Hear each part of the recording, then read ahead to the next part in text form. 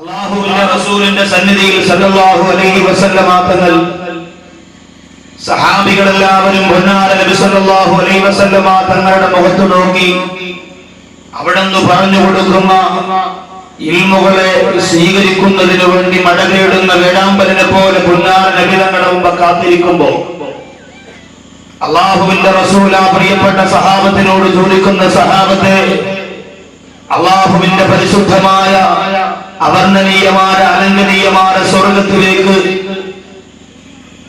വളരെയധികം കരുത്തില്ലാത്ത പാദങ്ങൾ കൊണ്ട് കടന്നു പോകുന്ന ഒരു മനുഷ്യനെ ഞാൻ നിങ്ങൾക്ക് കാണിച്ചു തരട്ടെയോ എന്ന് അല്ലാഹുവിന്റെ ആരംഭപ്പൂവായ നബി മുഹമ്മദ് മുസ്തഫ സല്ലല്ലാഹു അലൈഹി വസല്ലമ തങ്ങൾ ചോദിക്കുമ്പോൾ പ്രവാചകരുടെ മുമ്പിൽ നിൽക്കുന്ന സഹാബത്ത് ആവേശം കൊണ്ട് അല്ലാഹുവിന്റെ റസൂലിന്റെ മുഖത്ത് നോക്കിയിട്ട് മനസ്സുകൊണ്ട് ചിന്തിക്കുകയാണ്, പടച്ചവനെ, അല്ലാഹുവിന്റെ റസൂൽ പരിശുദ്ധമായ സത്യസന്ധതയെ മാത്രം ലോകത്ത് സമ്മാനിച്ച നാവുകൊണ്ട് സ്വർഗത്തിലേക്ക് കടന്നു പോകുന്നത് ഞാനാണ് എന്ന് പ്രവാചകന്റെ മനോഹരമായ വിരൽ തുമ്പുകൊണ്ട് അല്ലാഹുവിന്റെ റസൂൽ എന്റെ നെഞ്ചിലേക്ക് വിരൽ ചൂണ്ടിയിരുന്നു എങ്കിലെന്ന് ആഗ്രഹിച്ചുകൊണ്ട് പ്രവാചകന്റെ മുറ്റത്തിരിക്കുന്ന ഓരോ സഹാബത്തും അവർക്കതിനുള്ള അർഹതയുണ്ടായിരുന്നു.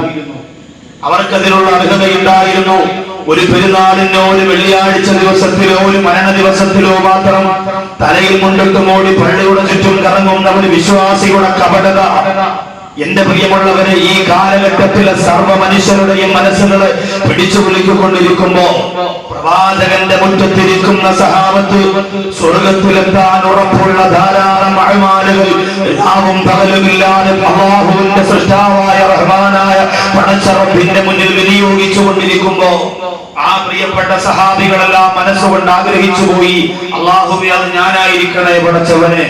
അതിലൊരുപാട് സഹാബത്തുണ്ട് ഉറക്കമൊഴിച്ചുകൊണ്ട് പ്രവാചകന്റെ മുമ്പിൽ ഇബാദത്തിന്റെ കണക്ക് രേഖപ്പെടുത്തിയ സച്ചരിതരായ സൽക്കർമ്മകാരികളായ സഹാബത്തിന്റെ മാനസങ്ങൾ പ്രവാചകർ വിരൽ ചൂണ്ടുന്ന സ്വർഗീയ പുരുഷൻ ഞാനായിരിക്കണമെന്ന് മനസ്സുകൊണ്ട് ആഗ്രഹിക്കുമ്പോ ആ സരസിന്റെ പുറകിലൂടെ ആവശ്യത്തിന് കമ്പോളത്തിൽ നിന്ന് സാധനങ്ങൾ വാങ്ങി ചുമന്നുകൊണ്ട് നടന്നു പോകുന്ന ഇസ്ലാമിന്റെ ഈമാനിന്റെ പ്രകാശത്തിന്റെ പ്രോജ്വല പ്രഭ മുഖത്ത് വെട്ടിത്തിളങ്ങുന്ന ഒരു മനുഷ്യന്റെ മുഖത്ത് നോക്കുകയും അല്ലാഹുവിന്റെ റസൂൽ പറഞ്ഞു കൊടുക്കുന്ന സഹാബികളെ, ആ മനുഷ്യന്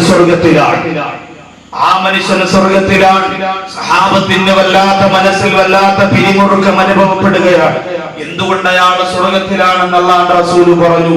വലിയ ചർച്ചകളൊന്നും അവർ നടത്തിയില്ല. സദസ്സ് പിരിഞ്ഞുപോയി. രണ്ടാമത് വീണ്ടും ഇതുപോലെ മറ്റൊരു സദസ്സിൽ ഒരുമിച്ച് കൂടിയപ്പോ അല്ലാഹുവിന്റെ ഹബീബ് അതേ ചോദ്യം വീണ്ടും ആവർത്തിച്ചു. പടച്ച റബ്ബിന്റെ അവർണ്ണനീയമായ അലംഘനീയമായ പറഞ്ഞു തീർക്കാൻ കഴിയാത്ത തീരാത്ത സ്വർഗത്തിലേക്ക് കടന്നു പോകുന്ന ഒരു മനുഷ്യനെ നിങ്ങൾക്ക് ഞാൻ ഈ ദുനിയാവിൽ വെച്ച് തന്നെ കാണിച്ചു തരട്ടെയോ എന്ന് ചോദിച്ചപ്പോ പ്രിയപ്പെട്ട സഹാബത്ത് വീണ്ടും മനസ്സുകൊണ്ട് ആഗ്രഹിച്ചു, അല്ലാഹുവേ, ഇന്നെങ്കിലും ഞങ്ങളെ പറഞ്ഞിരുന്നു എങ്കിൽ. രണ്ടാമത്തെ ദിവസവും അത്ഭുതം എന്നതുപോലെ അതുപോലെ തന്നെ നടന്നുപോയ അതേ സഹോദരന്റെ ആദ്യ മജ്‌ലിസിൽ ആരുടെ നേർക്കാണ് പുന്നാര നബി തങ്ങൾ വിരൽ ചൂണ്ടിയത്, അതേ സഹോദരന്റെ മുഖത്തേക്ക് വിരൽ ചൂണ്ടി അല്ലാഹുവിന്റെ റസൂൽ പറഞ്ഞു, അയാൾ സ്വർഗ്ഗത്തിലാണ്. ഇങ്ങനെ 3 മജ്‌ലിസിൽ ആവർത്തിച്ചപ്പോ ഒരു സഹാബി പറഞ്ഞു, മുത്ത് നബിയെ, അയാളുടെ കൂടെ എനിക്ക് 2 ദിവസം ജീവിക്കാൻ അവിടെ നിന്ന് എനിക്ക് അനുമതി തരണം. എന്തുകൊണ്ട്? അല്ലാഹുവിന്റെ ഹബീബ് ഈ നാവ് കൊണ്ട് സ്വർഗത്തിലാണ് അയാളെന്ന് പറഞ്ഞു എന്നതിന്റെ സ്വഭാവം കണ്ടുപിടിക്കാൻ 2 ദിവസം എനിക്ക് അയാളുടെ കൂടെ ജീവിക്കാൻ അനുമതി തരണം. അവരുടെ ഒരു ആഗ്രഹമാണ്, ആർത്തിയാണത്, ആ സ്വഭാവം കണ്ടെത്താൻ വേണ്ടി. അങ്ങനെ ഈ പ്രിയപ്പെട്ട സഹാബി അല്ലാഹുവിന്റെ റസൂൽ വിരൽ ചൂണ്ടിക്കാണിച്ച കൂട്ടുകാരന്റെ കൂടെ 24 മണിക്കൂർ കഴിഞ്ഞ് ഒരൊറ്റ ദിവസം പരിപൂർണമായും ചിലവഴിച്ചപ്പോൾ മനസ്സിന്റെ അകത്ത് സുബ്ഹാനല്ലാഹ് ഒരു പ്രത്യേകതയും തോന്നുന്നില്ല. എല്ലാവരും നിസ്കരിക്കുന്ന പോലെ, എല്ലാവരും ഇബാദത്ത് ചെയ്യുന്ന പോലെ, എല്ലാവരും പ്രാർത്ഥിക്കുന്ന പോലെ, അതിനപ്പുറം ഒരു സ്വഭാവം എടുത്തു പറയാനില്ല. രണ്ടാമത്തെ ദിവസത്തിലേക്ക് തുടക്കം കുറിച്ചപ്പോ ആ പ്രിയപ്പെട്ട സഹാബി കൂട്ടുകാരനോട് ചോദിക്കുകയാ, എന്റെ പ്രിയപ്പെട്ട സുഹൃത്തേ, മദീനയുടെ മണവാളൻ നിങ്ങൾ സ്വർഗത്തിലാണെന്ന് ആയിരക്കണക്കാറ് സഹാബത്തിന്റെ മുഖത്ത് നോക്കിയിട്ട് പറഞ്ഞപ്പോ ആ സ്വർഗത്തിലേക്ക് നിങ്ങൾ കടന്നു പോകുന്ന സ്വഭാവം എന്തെന്നറിയാൻ നിങ്ങളുടെ വീട്ടിലേക്ക് കടന്നു വന്നിരുന്നവനാണ് ഞാൻ. അതുകൊണ്ട് എന്ത് സ്വഭാവമാണ് നിങ്ങളുടെ ജീവിതത്തിൽ അല്ലാഹു ഏറ്റവും ഇഷ്ടപ്പെടുന്നു എന്ന് നിങ്ങൾക്ക് തോന്നുന്ന, നിങ്ങൾക്ക് സ്വർഗത്തിലേക്ക് നിങ്ങളെ കൊണ്ടുപോയി എന്ന് നിങ്ങൾക്ക് തോന്നുന്ന ഏറ്റവും നല്ല സ്വഭാവം ഏതാണ്? ആ സ്വഭാവം എനിക്കൊന്ന് പറഞ്ഞു തരുമോ? ആ പ്രിയപ്പെട്ട കൂട്ടുകാരൻ ഈ സഹാബിക്ക് ആ സ്വഭാവം പറഞ്ഞു കൊടുക്കുകയാണ്. ആ സ്വഭാവം ഏതാണ് എന്ന് ഇന്ന് 1.5 മണിക്കൂർ പ്രഭാഷണം ശ്രവിക്കുന്ന നിങ്ങളോട് ഈ പ്രഭാഷണത്തിന്റെ അവസാനം ചോദിച്ചാൽ ഇൻഷാ അല്ലാഹ് ശ്രദ്ധിച്ചിരുന്നാൽ നിങ്ങൾക്ക് എനിക്ക് ഇതിന് ഉത്തരം പറഞ്ഞു തരാൻ സാധിക്കും. ശ്രദ്ധിച്ചിരുന്നാൽ സാധിക്കും. ആ സഹാബി പറഞ്ഞു കൊടുത്ത ഉത്തമ സ്വഭാവ ഗുണം ഏതായിരുന്നു? അള്ളാഹുവിന്റെ പരിശുദ്ധ സ്വർഗം പുൽകാൻ. ആ സ്വഭാവം ഏതാണ് എന്ന് കണ്ടെത്തേണ്ടത് ഈ വിഷയത്തിലൂടെ, ഈ പ്രഭാഷണത്തിലൂടെ നിങ്ങളാണ്. അള്ളാഹു തൗഫീഖ് തരട്ടെ. ശ്രദ്ധയോടുകൂടി ഇരിക്കണം. ചിലര് പറയും വന്ന് കുടുങ്ങിയാളിയാ, കുഴപ്പമൊന്നുമില്ല. മിക്കവാറും ചോദിച്ചിട്ട് പറഞ്ഞില്ലെങ്കിൽ 3-4 പേര് ബൈക്കിലൊക്കെ കയറി വലിയ കാര്യമായിട്ട് വാതേക്കാൻ വന്നിട്ട് ഒരു ഉപയോഗം ഇല്ലാതായി പോകുന്നു. അള്ളാഹു എൻ്റെ അടുത്ത് ചോദിക്കല്ലേ പഠിച്ചത്. ഞാൻ പണ്ട് ജോലി ചെയ്ത പള്ളിയിൽ വനിതാ ക്ലാസ് 30 ദിവസം നടത്തിയിട്ട് അവസാനം പരിശുദ്ധ റമദാൻ ഒരാഴ്ച മുമ്പ് തുടങ്ങിയതാണ്. അപ്പോ 27ാം രാവുമായി ബന്ധപ്പെട്ട് ഞാൻ പറഞ്ഞു, ഇത്രയും ദിവസം നടത്തിയ ഈ ക്ലാസ്സിൽ ഒരു ചെറിയൊരു ടെസ്റ്റ് പേപ്പർ ഇനി വരുന്ന ക്ലാസ്സിൽ നടത്തും. അതിൽ ഏറ്റവും കൂടുതൽ മാർക്ക് വാങ്ങുന്ന പെൺകുട്ടിക്ക് ഇസ്ലാമികമായ പുസ്തകങ്ങൾ, ഒരുപാട് മനോഹരമായി അറിവുകൾ തരുന്ന പുസ്തകങ്ങൾ 1ാം സമ്മാനമായി തരുമെന്ന് പറഞ്ഞപ്പോ പല സഹോദരിമാരും പിറ്റേ ക്ലാസ്സിന് വന്നില്ല. കാരണം എന്താ? ചിലർക്ക് പനിയാണ്, ചിലർക്ക് വയറുവേദനയാണ്, ചിലർക്ക് തലകറക്കമാണ്. കാരണം ഇത്രയും ദിവസം വന്ന് കുഞ്ഞുങ്ങളെ കളിപ്പിച്ച് പിന്നെ ദുആ ചെയ്യാൻ കൊണ്ടുവന്ന പൈസയും കറക്കി ചെവിക്കായിട്ട് ഭക്ഷണ ഓരോ ഇട്ട് കറക്കിയിരുന്ന താത്തമാർക്ക് പിന്നെ എന്ത് മറുപടി കൊടുക്കാൻ കഴിയും? അതുപോലെ ആകരുത് നിങ്ങൾ. എന്റെ പ്രിയപ്പെട്ട കൂട്ടുകാരോട് പറയാം, ഒരു മജ്‌ലിസ് ഞാൻ തന്നെ ക്ഷീണിച്ചു പറഞ്ഞു. പക്ഷെ കേട്ട് നിങ്ങൾ പല കൂട്ടുകാരും ക്ഷീണിച്ചിട്ടില്ല. അതുകൊണ്ട് ഒരു മജ്‌ലിസ് പോലും വിടാതെ ഓടി നടന്ന് ഇൽമ കേൾക്കുന്ന നിങ്ങൾ, എന്റെ പ്രിയപ്പെട്ടവരെ, അതൊക്കെ മനസ്സിന്റെ അകത്ത് തറപ്പിച്ച് വെച്ച് എഴുതിയോ നോട്ട് ചെയ്തോ വീട്ടിന്റെ അകത്ത് സൂക്ഷിച്ചു വെച്ചിരുന്നെങ്കിൽ ഇന്നിവിടെ ഉദ്ഘാടകൻ പറഞ്ഞതുപോലെ ഏറ്റവും നല്ല അറിവുള്ള ഒരാളായി എന്റെ പ്രിയപ്പെട്ട കൂട്ടുകാർ മാറുമായിരുന്നു. അള്ളാഹു അങ്ങനെ ആക്കട്ടെ. ഇനിയും ഇൻഷാ അല്ലാഹ് നിങ്ങൾ ശ്രമിച്ചാൽ മതി. ഇത് മൊബൈലിനകത്ത് റെക്കോർഡ് ചെയ്തെടുക്കും. അടുത്ത പ്രസംഗം വരുമ്പോൾ ഇതങ്ങ് ഡിലീറ്റ് ചെയ്ത് കളയും, എന്നിട്ട് അടുത്തത് കയറ്റി, എന്നിട്ട് അടുത്തത് പിടിക്കുമ്പോൾ മറ്റതങ്ങ് ഡിലീറ്റ് ചെയ്ത് കളയും. ഇങ്ങനെ ഓരോന്ന് ഇഷ്ടമുള്ളത് കാണുമ്പോൾ അതിലുള്ളതിനെ ഡിലീറ്റ് ചെയ്ത് കളയുമ്പോൾ അതങ്ങ് പോവാണ്. അതുകൊണ്ട് മൊബൈൽ സേവ് ചെയ്യുന്നതിനപ്പുറം എന്റെ പ്രിയപ്പെട്ടവരെ തയ്യാറാക്കി എഴുതി വീട്ടിന്റെ അകത്ത് ഇപ്പോഴും പഴയ കാലത്തുള്ള എന്റെ മുഅ്മിനീങ്ങളായ ചുണക്കുട്ടന്മാരെ പോലെ ഇൽമുകൾ എഴുതി രേഖപ്പെടുത്തുന്ന ഒരു സ്വഭാവം നമുക്കുണ്ടാവണം. സമയം വൈകിയത് കൊണ്ട് വിഷയത്തിലേക്ക് കടന്നു വരികയാണ്. അപ്പൊ അല്ലാഹുവിന്റെ റസൂൽ സ്വർഗം കൊടുക്കുമെന്ന് പറഞ്ഞ ഉത്തമ സ്വഭാവം ഏതാണെന്ന് നമുക്ക് പറയാം. ഇനി നമുക്ക് ഈ വിഷയത്തിലേക്ക് കടക്കാൻ പോകേണ്ടത് റസൂലുള്ളാഹിയുടെ ഹജ്ജത്തുൽ വിദാഇലേക്കാണ്. യൗമ അക്മൽതു ലക്കും ദീനക്കും വഅത്മംതു അലൈക്കും നിഅമതി വറദീതു ലക്കുമുൽ ഇസ്ലാമ ദീനാ. പരിശുദ്ധ ഇസ്ലാമിന്റെ പരിപൂർണമായ സമാപനം സംഭവിച്ചു പോയ ദിവസം ഒരുപാട് സഹാബികൾ റസൂലുള്ളാഹിയുടെ വഫാത്ത് ഓർത്തുകൊണ്ട് പൊട്ടിക്കരഞ്ഞു പോയ റസൂലുള്ളാഹിയുടെ ഹജ്ജത്തുൽ വിദാഇന്റെ പ്രഭാഷണത്തിന്റെ സമയം പൊന്നാര നബി തങ്ങളാ പ്രിയപ്പെട്ട ഹറം ശരീഫിന്റെ മുറ്റത്ത് ഒരുമിച്ച് കൂടിയ സഹാബത്തിനെ സാക്ഷി നിർത്തിയിട്ട് അല്ലാഹുവിന്റെ റസൂൽ സഹാബത്തിനോട് ചോദിച്ചതാ, ഇതേതാ സ്ഥലമെന്നറിയുമോ സഹാബത്ത്? അവര് പറഞ്ഞു, നബിയേ, ഇന്ന അവ്വല ബൈത്തിൻ മുഅ്മിന ലിന്നാസ് ലല്ലദീ ബിബക്കത മുബാറകാ. ലോകത്ത് ആരാധനയ്ക്ക് വേണ്ടി റഹ്മാനായ പടച്ചതമ്പുര ആദ്യമായി നിർമ്മിക്കപ്പെട്ട പരിശുദ്ധമായ കഅബയാണ് നബിയേ. അല്ലാഹുവിന്റെ റസൂൽ സഹാബത്തിനോട് ചോദിക്കുന്ന, സഹാബത്തെ, ഇതേതാണ് മാസമെന്നറിയുമോ സഹാബത്തെ? അവര് പറയും, അല്ലാഹുവിന്റെ റസൂല്, ഇത് പരിശുദ്ധ ദുൽഹജ്ജ് മാസമാണ് നബിയേ. ഇതേതാ ദിവസമെന്നറിയുമോ സഹാബത്തെ? അറഫാ ദിവസമാണെന്ന് പറഞ്ഞ സഹാബത്തിന് പറയുമ്പോ അല്ലാഹുവിന്റെ റസൂൽ പറയുക, ഈ പരിശുദ്ധ നാട് പോലെ, ഈ പരിശുദ്ധ മാസം അല്ലാഹുവിന്റെ മുന്നിൽ പരിശുദ്ധമായതുപോലെ, ഈ ദിവസം അല്ലാഹുവിന്റെ മുന്നിൽ പരിപാവനമായതുപോലെ നിങ്ങൾക്കിടയിൽ ഇന്ന ദിമാക്കും അഅ്വാലക്കും ഹറാം ഹറാമുൻ അലൈക്കും കഹുർമതി യൗമിക്കും ഹാദാ വബൈതിക്കും ഹാദാ വബലദിക്കും ഹാദാ.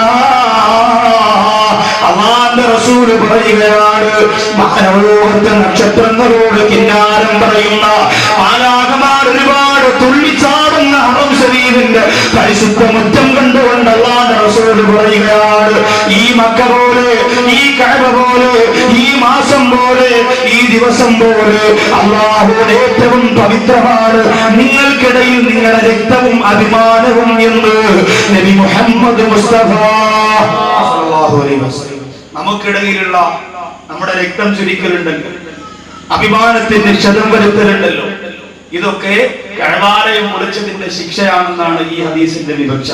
നമ്മുടെ പള്ളിയുടെ മുമ്പിൽ ഇരുന്നു കൊണ്ടൊരാൾ, അല്ലെങ്കിൽ വീടിന്റെ ഫ്രണ്ടിലിരുന്നു കൊണ്ടൊരാൾ, ഇല്ലെങ്കിൽ ഇൽമിന്റെ മജ്‌ലിസിലേക്ക് ലൈറ്റൊക്കെ കൊണ്ട് മക്കളെ പിടിച്ച് നടന്നു വരുമ്പോ ആ നടന്നു വരുന്ന വഴിയിൽ വെച്ച് ഏതെങ്കിലും രണ്ട് സഹോദരങ്ങൾ പരസ്പരം തന്റെ പ്രിയപ്പെട്ട കൂട്ടാളിയാണ്, അയൽവാസിയാണ്, കൂടപ്പുറപ്പാണ്, കൂട്ടുകാരന്റെ മനസ്സിനെ മുറിവേൽപ്പിക്കുന്ന രീതിയിൽ സംസാരിച്ചാൽ അല്ലാഹുവിന്റെ പരിശുദ്ധ കഅബാലയം പൊളിച്ചു കളഞ്ഞതിന്റെ അതാവാണ് ആ മനുഷ്യൻ അല്ലാഹു സുബ്ഹാനഹു വ തആല കൊടുക്കുക. ഇതാണ് മാനുഷിക നന്മ എന്ന് പറയുന്നത്.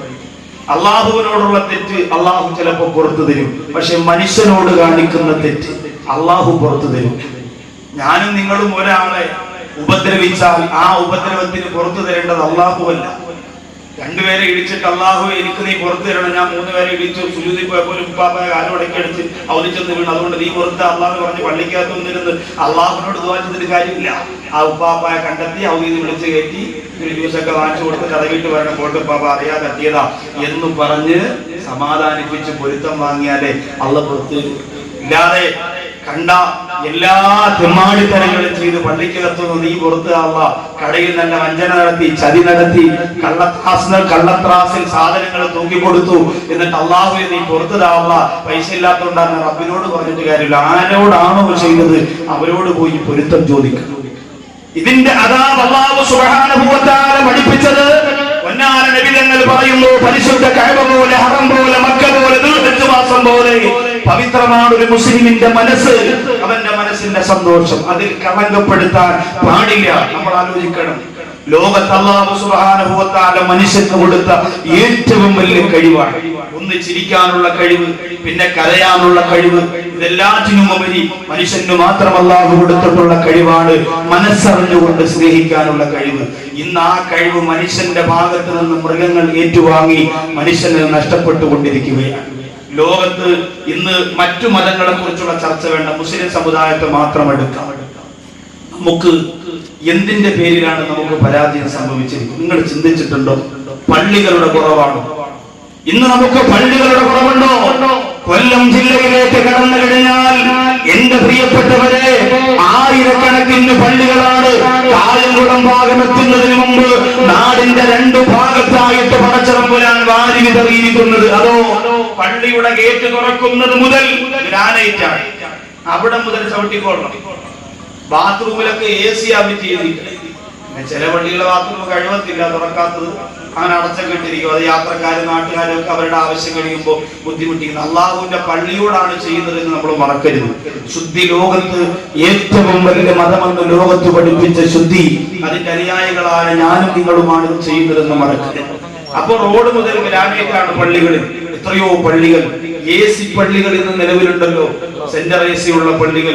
കൊല്ലം ജില്ലയിൽ ഒരു പള്ളിയിൽ 41 ജുമഅയ്ക്ക് മുടങ്ങാതെ പോയാൽ 15 ലക്ഷം രൂപ കിട്ടുകയും 41 ജുമ മുടങ്ങാതെ പോകണം. മിക്കവാറും ഞാൻ പ്രസംഗം കഴിഞ്ഞിറങ്ങുമ്പോൾ ഒന്ന് ചോദിക്കും, സാർ ആ പള്ളിയിൽ അഡ്രസ് തരും, പണം കിട്ടുമെന്ന് പറഞ്ഞ എന്ത് കാര്യത്തിന് ഓടിയെത്താൻ നമ്മൾ ഉഷാറല്ലേ?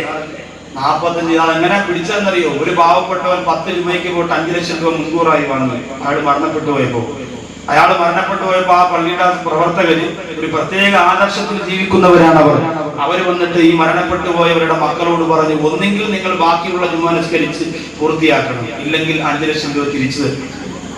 അവര് പറഞ്ഞു, വാപ്പ വാങ്ങി ഈ വാപ്പാരുടെ പോയി വാങ്ങിച്ചോ, നമുക്ക് അതിനുള്ള നേരമില്ല, നമ്മൾ നിങ്ങളെ വഴി തിരിഞ്ഞൊക്കെ വരുന്നു. അപ്പൊ ഇങ്ങനെ AC പള്ളികൾ, അലങ്കാരമുള്ള പള്ളികൾ ഈ സമുദായത്തിന് കുറവുണ്ട്. പ്രിയപ്പെട്ടവരെ, ഒരു സംഘടനയുണ്ടായാൽ ആ സംഘടനയ്ക്ക് നാട്ടിൽ ഒരു പള്ളി വേണമെന്നുള്ള നിർബന്ധ ബുദ്ധിയിൽ ഈ സമുദായം ജീവിച്ചുകൊണ്ടിരിക്കുമ്പോൾ പള്ളികൾക്ക് ഇന്ന് കുറവില്ല. പിന്നെ എന്തിനാ കുറവുള്ളത്? സംഘടനകൾക്ക് കുറവുണ്ടോ? 8 റക്അത്തിനൊരു സംഘടന, 20 റക്അത്തിനൊരു സംഘടന, 23 റക്അത്തിന് മറ്റൊരു സംഘടന, മൗലൂദിന് സംഘടന, കുത്തുബിയത്തിന് സംഘടന, സാധുക്കളെ സഹായിക്കാൻ സംഘടന, നബിദിനത്തിന് സംഘടന, ചെറിയ പെരുന്നാളിന് സംഘടന, വലിയ പെരുന്നാളിന് സംഘടന, സക്കാത്തിന്റെ സംഘടന, സക്രാത്തിന്റെ സംഘടന. അങ്ങനെ മുസ്ലിം സമുദായം തൊടുന്നതിനും തൊടാത്തതിനുമല്ല ആയിരക്കണക്കിന് 10,000-കണക്കിന് സംഘടനകൾ ഒരുപോലെ കേരളത്തിന്റെ നടുമധ്യത്തിൽ ഉയർന്നു പൊങ്ങിക്കൊണ്ടിരിക്കുമ്പോ സംഘടനകൾക്ക് കുറവുണ്ടോ? എന്റെ പ്രിയപ്പെട്ട മുസ്ലിം സഹോദരങ്ങളെ, കുറവില്ല. പിന്നെ എന്തിനാ കുറവുള്ളത്? സംഘടനകൾ പുറത്തുവിടുന്ന പ്രസിദ്ധീകരണങ്ങൾക്ക് കുറവുണ്ടോ? കുഞ്ഞുങ്ങൾക്ക് വായിക്കാൻ തുടങ്ങുന്ന മാസികകൾ മുതൽ, പ്രായമായ ചെറുപ്പക്കാർക്ക് വായിക്കാൻ പറ്റുന്ന വാരികകൾ മുതൽ, പ്രായം ചെന്ന എന്റെ പ്രിയപ്പെട്ട ഉമ്മമാർക്ക് ഈമിന്റെ ദീനിന്റെ കാര്യങ്ങൾ പഠിക്കാൻ മസലകൾ ചർച്ച ചെയ്യുന്ന മാസികകൾ വരെ കേരളത്തിന്റെ അങ്ങോളം ഇങ്ങോളം എന്റെ പ്രിയപ്പെട്ടവരെ ഇർഫാദ് മുതൽ പൂങ്കാവനം മുതൽ അന്നസി മുതൽ ഇർഫാദ് മുതൽ സുന്നി അഫ്ഗാൻ പോലെ അൽബുസ്താൻ പോലെ പൂങ്കാവനം പോലെ കുടുംബം പോലെ എന്റെ പ്രിയപ്പെട്ടവരെ ബോധനം പോലെ പ്രബോധനം പോലെ, അത് മാത്രമല്ല നൂറുകണക്കായ വാരികകൾ ഇസ്ലാമിക സമുദായത്തിന്റെ പല ഭാഗത്തു നിന്നും മുസ്ലിം വീടുകളിലേക്ക് പൈസ കൊടുത്തും കൊടുക്കാതെയും വന്നെത്തിക്കൊണ്ടിരിക്കുമ്പോ അതിന് കുറവുണ്ടോ? ഇല്ല. പിന്നെന്തിനാ കുറവുള്ളത്? കാസറ്റുകൾക്ക് കുറവുണ്ടോ? അതാ ഇവിടെ വിളിച്ചോണ്ടിരിക്കുക, കൊണ്ട് നടക്കട്ടെ, അവരുടെ ചെറുപ്പക്കാര് തുടക്കമില്ല, അവരുടെ മനസ്സിനെ സങ്കടപ്പെടുത്തണ്ട. അപ്പൊ അങ്ങനെ കാസറ്റുകൾക്ക് കുറവുണ്ടോ? മിണ്ടിയാൽ ഇന്ന് കാസറ്റാണ്, മിണ്ടിയാൽ കാസറ്റാണ്. അതുപോലെ തന്നെ ക്ലിപ്പ്, നൗഷാദ് വാക്കവി എന്തെങ്കിലും അറിയാതെ ചിലപ്പോ എന്തെങ്കിലും ഇടയിൽ പറഞ്ഞു പോയാൽ ക്ലിപ്പാണ്. അപ്പോഴേ കരുനാഗപ്പള്ളി ടൗണിൽ ബാക്കവിയുടെ ക്ലിപ്പിടുന്നു, കായംകുളത്ത് ബാക്കവിയുടെ ക്ലിപ്പിടുന്നു, ഓച്ചറയിൽ ബാക്കവിയുടെ ക്ലിപ്പിടുന്നു. അങ്ങനെ ബാക്കവിയുടെ ക്ലിപ്പിടും. പക്ഷേ അള്ളാഹു ക്ലിപ്പിടാതെ നോക്കി ബാക്കവിയിലെ, സക്കാബിയിലെ, അഷ്റഫിയിലെ, അക്രമിയിലേക്ക് ക്ലിപ്പ് ആർക്കും ഇടാലോ. പക്ഷേ അള്ളാഹു സ്വന്തമായിട്ട് ചിലരെ ക്ലിപ്പിടും. ആ ക്ലിപ്പ് വീണു പോയാൽ അത് വലിയ പ്രശ്നമാണ്. അള്ളാഹു കാത്തിരക്ഷിക്കട്ടെ. അപ്പൊ എല്ലാം കാസറ്റുകൾ, പുസ്തകങ്ങൾ, പ്രസിദ്ധീകരണങ്ങൾ, പള്ളികൾ, അറബി കോളേജുകൾ, യതീം ഖാനകൾ, അഗതി മന്ദിരങ്ങൾ. നമ്മൾ നോക്കണം, അഗതി മന്ദിരങ്ങൾ, അനാഥ മന്ദിരങ്ങൾ കേരളത്തിൽ ഇല്ലേ? ഊനുകണക്കിന് എന്റെ പ്രിയപ്പെട്ടവരെ മുളച്ചു പൊന്തിക്കൊണ്ടിരിക്കുകയാണ്. വിദേശ രാജ്യത്ത് 1 മാസം കാട്ടവരുടെ ആട്ടും തൂപ്പും കേട്ട് കഷ്ടപ്പെട്ട് 10,000 രൂപ ശമ്പളം വാങ്ങി നാട്ടിലേക്ക് അയക്കാൻ നിൽക്കുമ്പോ നാട്ടിൽ നിന്ന് വരികയാണ് 3 പേര്. നിങ്ങളെ കരുനാഗപ്പള്ളിയിൽ നിന്ന് വന്നതാ. നമ്മുടെ തീങ്കാനയുടെ കാര്യം വലിയ പ്രശ്നത്തില, നമ്മുടെ അറബി കോളേജിന്റെ കാര്യം വലിയ പ്രശ്നത്തില, നമ്മുടെ ക്യാൻറ്റീനിങ്ങിന്റെ കാര്യം വലിയ പ്രശ്നത്തില. അതുകൊണ്ട് ഒരു 5,000 രൂപ തന്നെ സഹായിക്കണം. ഒരാൾ പറഞ്ഞു, വീട്ടില് ഭാര്യയ്ക്ക് പ്രസവമൊക്കെ അടുത്തിരിക്കുകയാണ്, പ്രസവം സുഖമായി നടക്കണമെങ്കിൽ 6,000 രൂപ കൊടുത്തിട്ടുണ്ട്. അപ്പൊ ഇയാള് പറയാം, അത് പിന്നെ ചിലപ്പോ നിങ്ങൾ കുഞ്ഞിനെ കാണാതെ ഇവിടെ ഞാൻ മരിച്ചു പോയാലോ? അല്ലോ അങ്ങനെ പറയല്ലേ, 10,000 രൂപ അതാണ് പ്രസവം അവിടെ എങ്ങനെ നടക്കട്ടെ, എനിക്ക് നാട്ടിലെത്തണേ ഭാര്യ. അങ്ങനെ 10,000 അവിടെ കൊടുക്കുന്നു. ഇത് ഞാൻ തീങ്കാനം നടത്തുന്നവരെ കുറ്റപ്പെടുത്തിയതല്ല, അഗതി മന്ദിരം നടത്തുന്നവരെ കുറ്റപ്പെടുത്തിയവരല്ല. ഇങ്ങനെ 100 പേര് പോയി വാങ്ങുമ്പോൾ സത്യസന്ധരായ വാപ്പയില്ലാതെ പൊട്ടിക്കരയുന്ന അനാഥ മക്കളും എത്ര യതീംഖാനയിലുണ്ടെന്ന് എന്റെ സമുദായം ചിന്തിക്കണം. പ്രിയപ്പെട്ടവരെ, അർഹതപ്പെട്ട അനാഥ മക്കളുടെ വാപ്പമാര് ഇന്നും വെള്ളിയാഴ്ച നിസ്കാരം കഴിയുമ്പോ സാറ് വിരിച്ചിട്ട് എന്റെ മോളെ കെട്ടിക്കിടമെന്ന് പറഞ്ഞ് ഉച്ചാരിച്ച് കൈനീട്ടി നിൽക്കുമ്പോ പോക്കറ്റിൽ നിന്ന് 2 രൂപയുടെ തൊട്ടെടുത്തെറിഞ്ഞു കൊടുത്തിട്ട് ഓടിപ്പോകുമ്പോ എന്റെ പ്രിയമുള്ളവരെ, അതാണ് അർഹതപ്പെട്ടവരെന്ന് ഞാനും നിങ്ങളും മറന്നു പോകരുത്. അർഹതപ്പെട്ടവർ എത്ര പേരുണ്ട് നമ്മൾ ചിന്തിക്കണം. 313 മക്കൾ എന്റെ യതീംഖാനയിലുണ്ടെന്ന് പറഞ്ഞ് ഗൾഫിൽ പണം പിരിച്ചു. 1 വർഷത്തെ ഫുൾ ചെലവ്, ഉച്ചയ്ക്കുള്ള ഭക്ഷണം ഒരു വിദേശ രാജ്യത്തുള്ള തിരുവനന്തപുരം ജില്ലയുടെ വളവ് വെച്ചെന്ന് പറഞ്ഞ സ്ഥലത്തുള്ള ഒരു സഹോദരൻ ഏറ്റെടുത്തി. 1 വർഷത്തെ മുഴുവൻ ദിവസത്തെയും ഉച്ചഭക്ഷണം എത്ര രൂപയാവും നിങ്ങൾക്കറിയോ? വലിയ ചെലവാണ്. അതങ്ങനെ ഏറ്റെടുത്തിട്ട് ആ പ്രിയപ്പെട്ട സഹോദരൻ നാട്ടിൽ വന്നപ്പോ ഭാര്യ പറഞ്ഞു, നമ്മൾ 1 വർഷം ചെലവ് കൊടുത്ത നമ്മുടെ യതീംഖാനയിൽ നമുക്ക് പോയി അവരെ കൊണ്ടുവന്ന് ദുആ ചെയ്യിപ്പിച്ചാലോ? മനസ്സിലൊരു ആഗ്രഹമില്ലേ?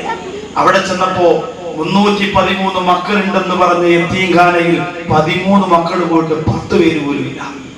അവിടുത്തെ പ്രിൻസിപ്പൾ പറഞ്ഞു, എല്ലാവരെയും ലീവ് വിട്ടിരിക്കുകയാണ്. അപ്പൊ ലീവ് കഴിഞ്ഞ് എന്ന് വരും? അപ്പൊ നമ്മൾ വരാന്ന് പറഞ്ഞപ്പോ പറയാം, ഈ കോളേജ് തിരിച്ചുവിടാൻ പോവാ, അവരൊന്നും തിരിച്ചു വരണ കൂടിയില്ല. കാരണം ഇവര് വന്ന് പിന്നെ പ്രശ്നമുണ്ടാക്കുന്ന വല്ലാഹി ആണയിട്ടുകൊണ്ട് ഞാൻ ഈ സദസ്സിൽ പറയുകയാണ്, നമ്മുടെ കേരളത്തിന്റെ കൊല്ലം, തിരുവനന്തപുരം 2 ജില്ലകളിൽ പ്രധാനപ്പെട്ട സ്ഥലത്ത് പ്രവർത്തിക്കുന്ന ഒരു യത്തീംഖാനയുടെ അവസ്ഥയാണ്. നമ്മൾ ഓർക്കണം, ബഹുമാനപ്പെട്ട മഅദനി ഉസ്താദിനെ ഇഷ്ടപ്പെടുന്ന ഒരുപാട് പേരുണ്ട് നാട്ടിൽ. എന്റെ ഒരു കൂട്ടുകാരൻ കാണാൻ പോയപ്പോ ഇപ്പം പറഞ്ഞു അത്രേ, അൽവാറശ്ശേരിയിലെ മക്കളെ കാര്യം നിങ്ങൾ മറക്കല്ലേ, ഞാൻ മരണപ്പെട്ടു പോയാലും ആ മക്കളെ നിങ്ങൾ പറ്റിരിക്കണമേ എന്ന് പറഞ്ഞു. എന്റെ പ്രിയപ്പെട്ടവരെ, അർഹതപ്പെട്ട സ്ഥാപനങ്ങൾക്ക് കൊടുക്കാൻ മനസ്സുള്ളവരാരാവുള്ളത്? ഏഷ്യാനെറ്റിന് വന്നാൽ, സൂര്യന് വന്നാൽ അതിനൊക്കെ പൈസ കൊടുക്കും.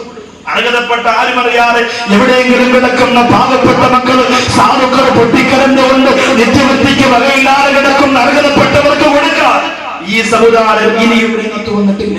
അള്ളാഹു അതിനുള്ള മനസ്സ് നമുക്ക് തരട്ടെ. അർഹതപ്പെട്ട യത്തീംഖാനകൾ അള്ളാഹു വളർത്തട്ടെ. അർഹരായ യത്തീമക്കൾക്ക് നമ്മുടെ കയ്യിൽ നിന്ന് പൈസ മരിക്കുന്നതിന് മുമ്പ് നല്ല മനസ്സോടുകൂടി കൊടുക്കാൻ അള്ളാഹു നമ്മെ തെരഞ്ഞെടുക്കുമാറാകട്ടെ.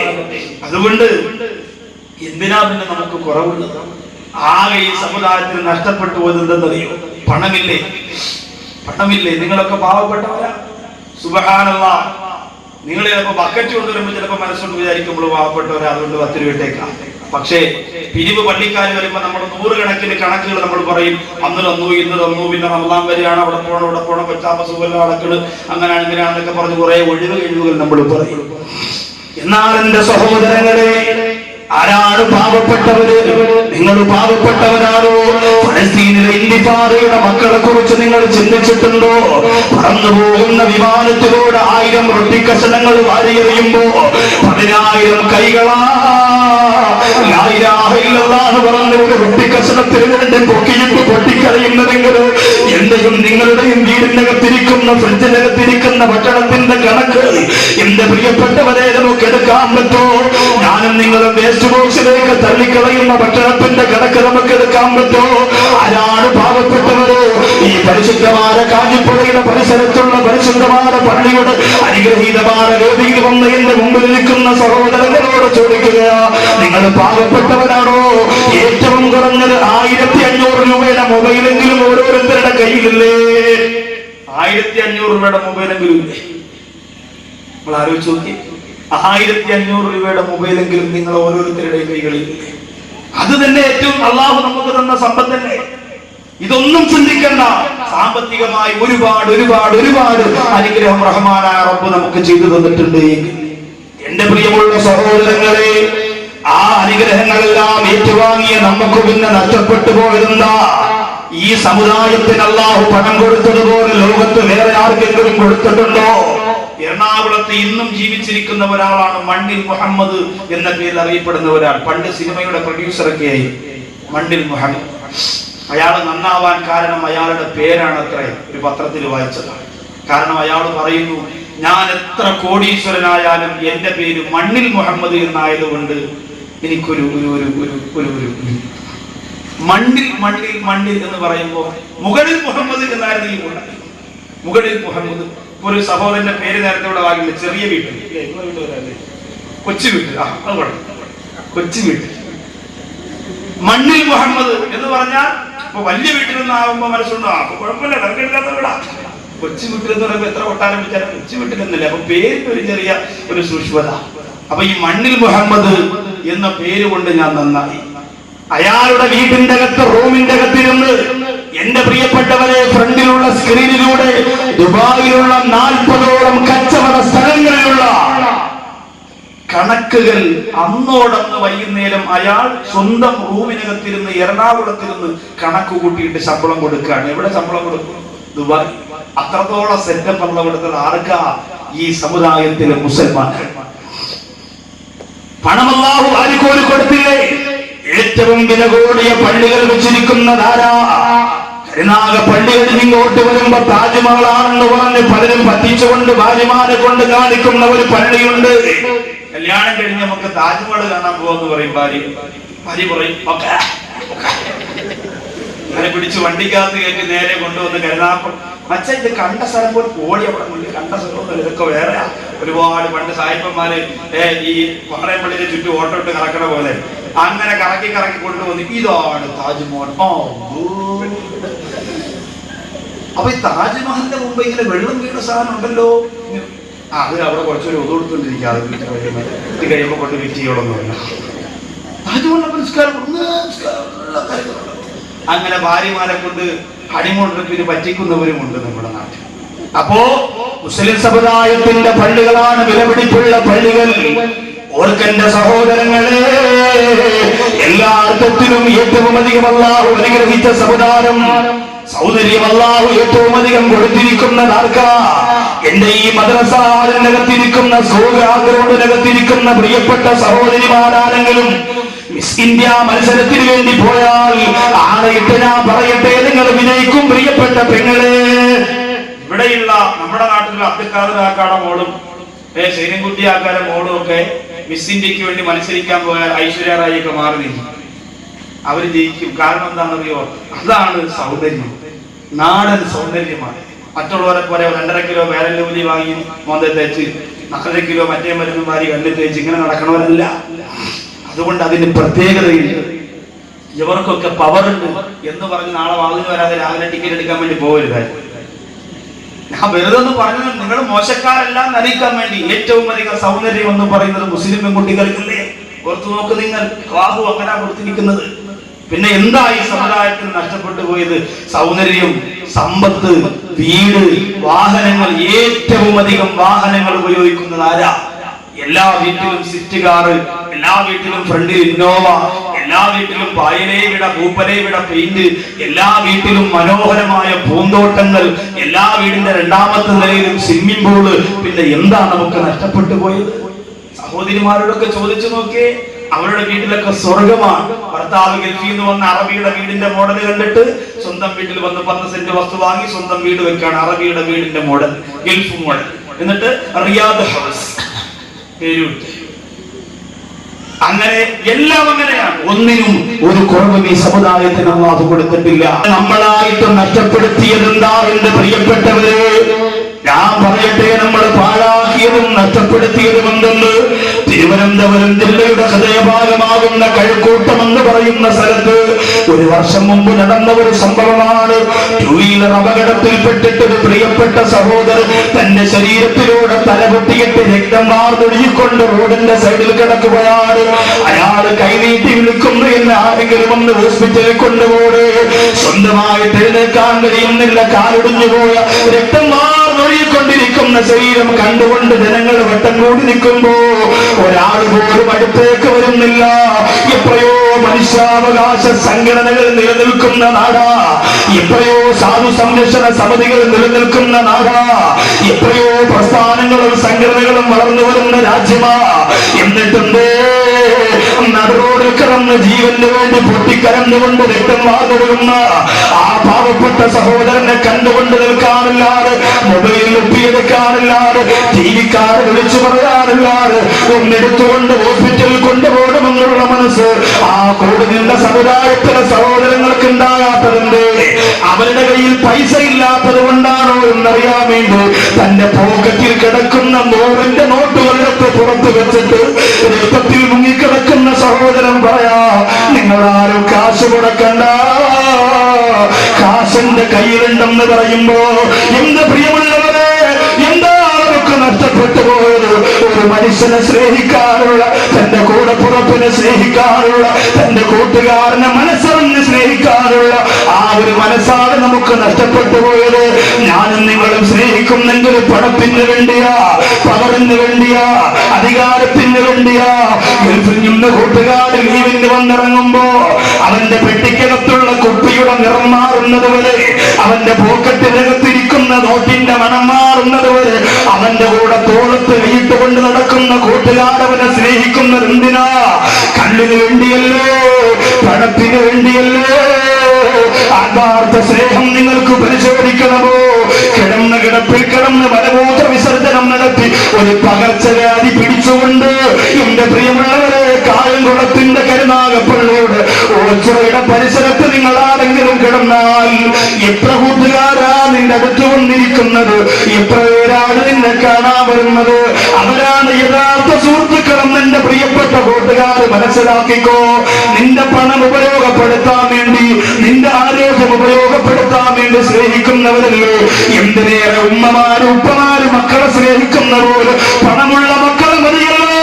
ജോലിയില്ലാത്ത കൂലിയില്ലാത്ത പാവപ്പെട്ടവരെ പുറംകാല് കൊണ്ട് വലിച്ചെറിഞ്ഞിട്ട് പണക്കാരായ മക്കളെ സ്നേഹിക്കാൻ വേദനയോടെ പ്രസവിച്ച ഉമ്മമാര് പോലും മനസ്സ് കാണിക്കുമ്പോ പണമുള്ള ഭർത്താവിനെ സ്നേഹിക്കാൻ പണമില്ലാത്ത ഭർത്താവിനെ കളഞ്ഞ് അയൽവക്കത്തുള്ള കാമുകന്മാരുടെ കൂടെ പാതിരാ സമയത്ത് കറങ്ങി നടക്കാൻ എന്റെ സഹോദരിമാര് മനസ്സ് വെക്കുന്നതെന്ന് മനുഷ്യത്വപരമാണ് എന്നെയും നിങ്ങളുടെയും മനസ്സിലുണ്ടായിരിക്കുന്ന മഹത്താന ഗുണമെന്ന് പറയുന്ന മാനസിക പരിഗണനയുള്ള സ്നേഹമുണ്ടല്ലോ, അത് നഷ്ടപ്പെട്ടുപോയി പ്രിയപ്പെട്ടവരെ.